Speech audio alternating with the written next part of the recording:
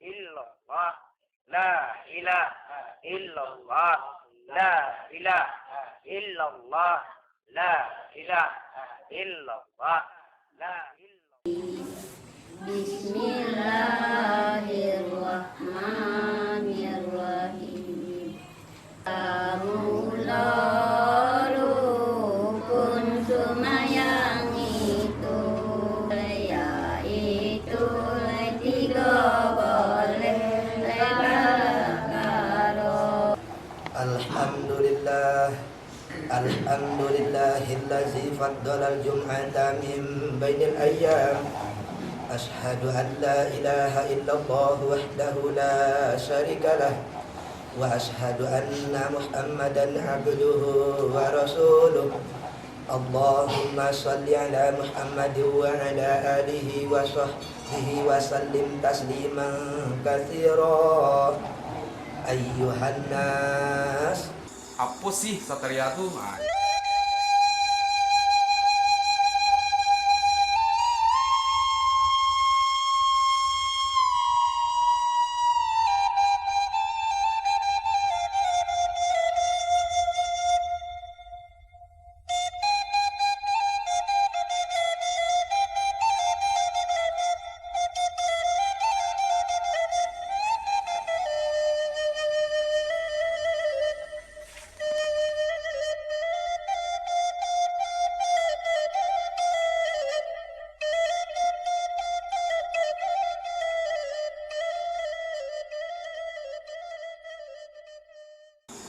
Atau Syekh Muksin tuh pengembang Satya pertama di Sijunjung.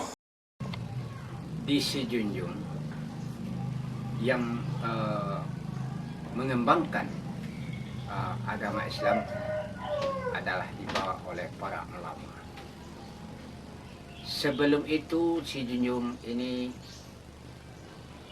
ya belumlah dikatakan suatu nagari. Tetapi masih masyarakatnya masih terpencil-pencil dan bertaratak. Dengan adanya taratak, disitulah beberapa masyarakat membuat rumah, kemudian menjadi dusun, dan kemudian menjadi kota, kan gitu. Jadi di dalam masih Sijunjung ini masih dalam keadaan belum ramai betul, belum menjadi nagari, maka datanglah guru atau syekh yang disebut dengan Syekh Abdul Muhsin dengan tujuan untuk mengembangkan agama Allah, yaitunya agama Islam. A'udzubillahi minasyaitonirrajim. Bismillahirrahmanirrahim. Ya ayyuhalladzina amanu la tubtilu shadaqatikum bil manni wal adha kallazi yunfiqu malahu ria'an nas wa la yu'minu billahi wal yawmil akhir. Jadi dengan mengembangkan agama Islam, maka beliau tertariklah untuk berdakwah, mengembangkan ajaran Allah dan memberikan memberi masukan kepada masyarakat atau umat di Sijunjung ini. Fa'asabahu wabilan wa fatarakahu saldan la yaqdiruna ala syai'. Menukar dari kebiasaan lama, yaitu beradat jahiliyah dan beragama yang tidak diridai oleh Allah. Maka beliau memfatwakan, yaitu agama yang diridai oleh Allah di dalam Al-Quran. Keterangannya di dalam Al-Quran yaitu inna dina indallahi Islam. Sesungguhnya agama yang diridai oleh Allah adalah agama Islam. Wahai manusia segala mereka yang beriman mereka itu. Yang dihaikan, janganlah membatalkan kamu akan sedekah kamu. Artinya upahnya sedekah dengan mencucuk dan menyakiti akan sampai membatalkan seperti alahi, arti seperti membatalkan nafkah alahi yang menafkahkan yang akan hartanya lagi karena meriah manusia. Artinya karena ria bagi mereka itu. Dan tidak beriman ya alahi dengan Allah dan hari akhir, dan alahi yang munafik. Maka pada misalnya nafkah alahi seperti semisal batu yang itu, artinya batu yang itu dia tengah batu angin di tengah tanah, kemudian sampai akan di tengah angin sampai hujan yang lebih, artinya hujan yang sangat, kemudian meninggalkan dia tanah akan batu hal kalanya kareh, artinya kareh lagi di sini tidak sesuatu dengan itu. Beliau mengajarkan apa itu yang Islam. Beliau mengajarkan yaitu yang dikatakan orang Islam itu ialah agama yang menyeru kepada Allah. Allahu Akbar, Allahu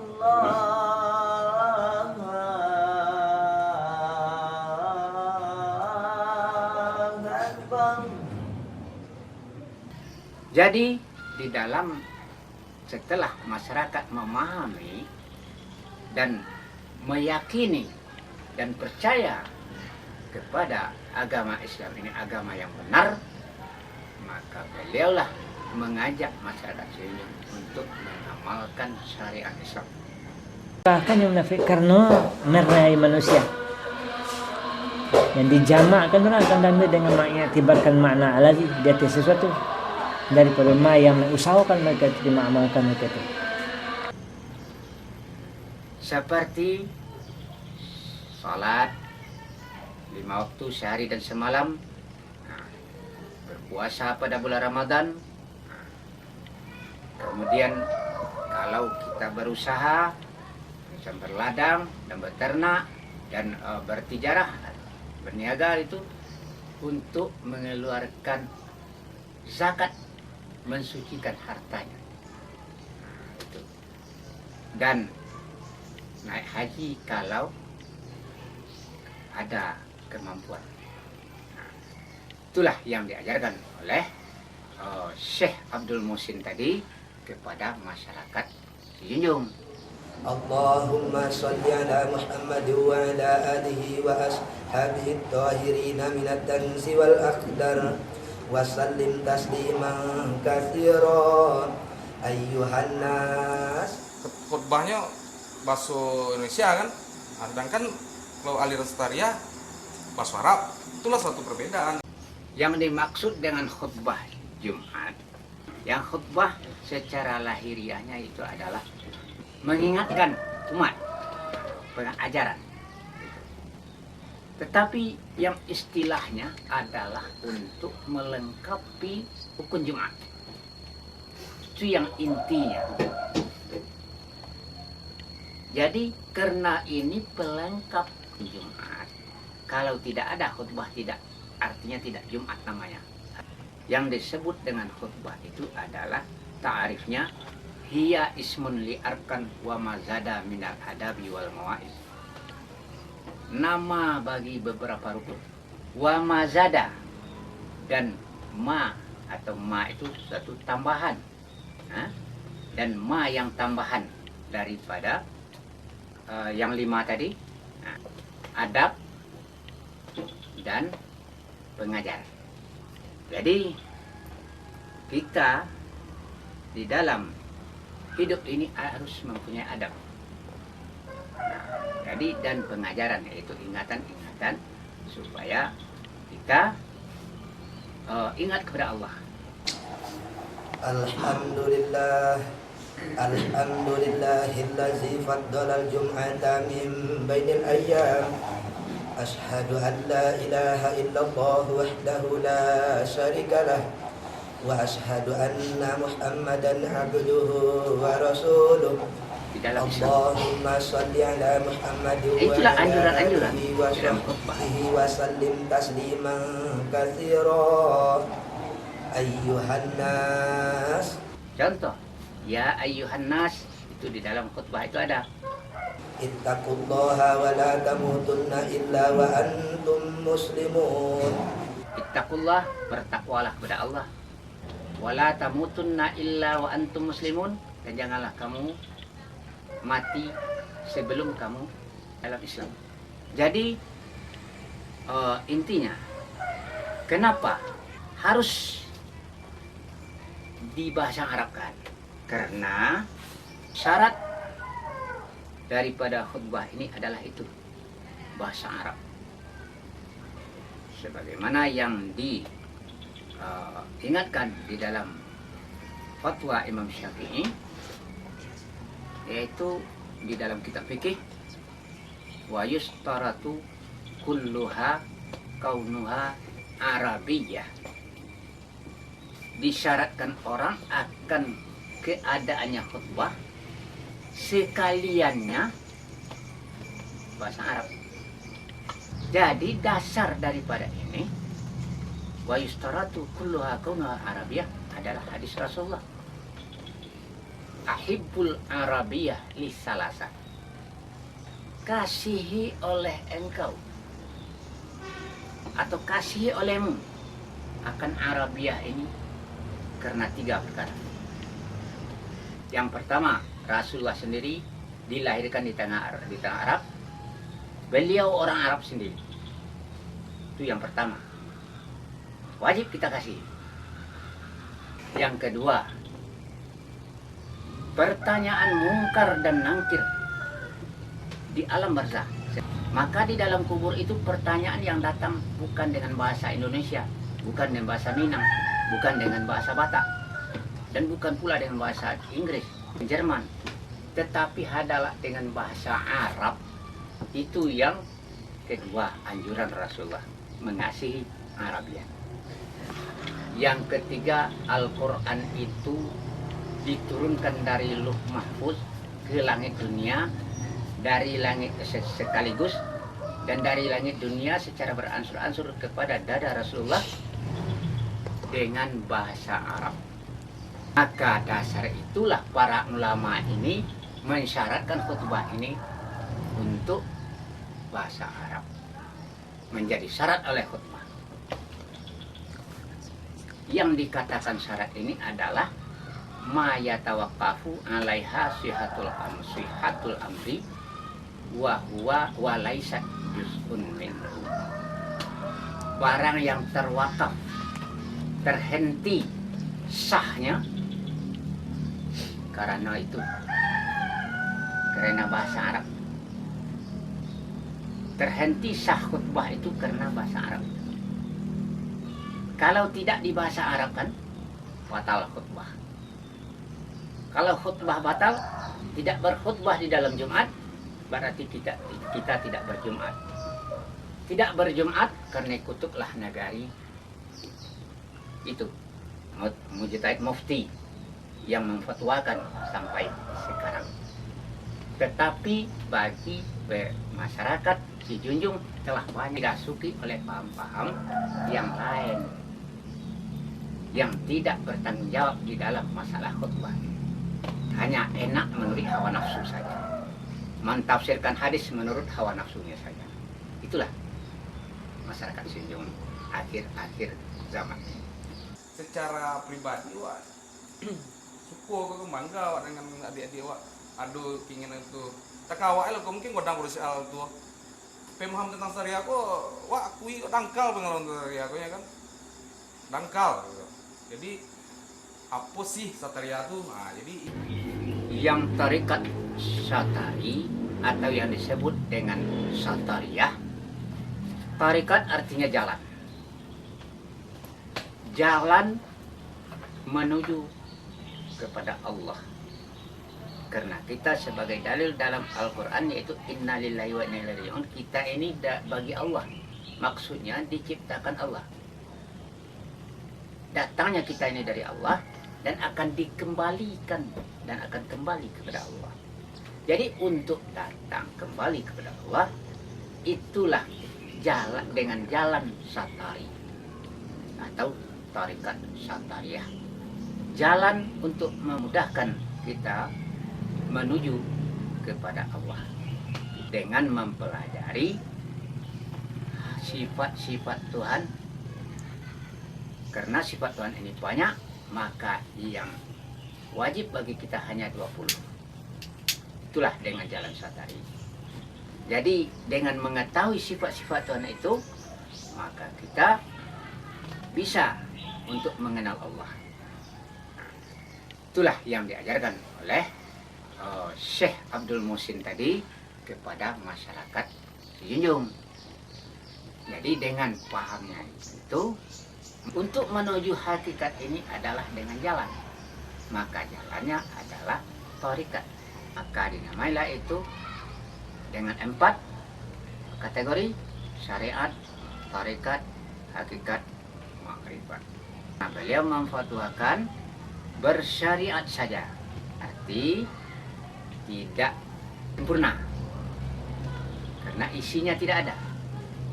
Sama kita memasukkan angin ke dalam suatu plastik yang ditiup kemudian mengembung tapi isinya tidak ada. Kalau sekiranya kita berhakikat saja, berarti itu sudah batal. Apa sebab? Karena pembungkusnya tidak ada lagi. Jadi sama dengan makanan yang dibungkus itu sudah terlepas dari bungkusnya, maka tidak bisa dimanfaatkan atau dikonsumsi lagi karena sudah kotor. Jadi dengan itu beliau mengajak masyarakat atau umat untuk melaksanakan syariat. Setiap bersyariat ada hakikat. Setiap hakikat ada syariatnya. Salat 5 waktu artinya itu ada mempunyai niat. Dan niat itu adalah di dalam hati. Untuk menerangkan niat itu di dalam hati, itulah dengan jalannya bertarikat. Di dalam salat itu maka terkandunglah sifat tauhidnya di situ. Mengenai masalah Rukun 13.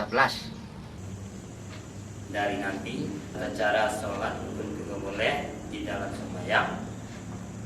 Yang pertama yaitunya para tamu niat, yang kedua toga berdiri betul, yang ketiga letak kabur adalah heram, yang keempat mama jole Fatihah, yang kelima rukun, yang keenam lena i'tidal, yang ketujuh sujud, yang kedelapan duduk di antara dua sujud, kesembilan duduk yang kemudian, kesepuluh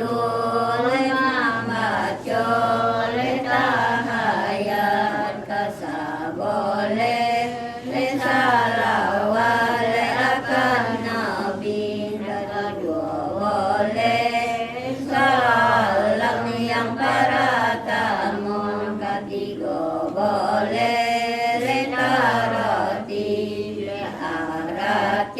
tarati itu yang pasti didahulukan, yang pasti sama disamakan, yang pasti kemudian. Yang tarikat satari atau yang disebut dengan satariyah. Tarikat artinya jalan. Jalan menuju kepada Allah.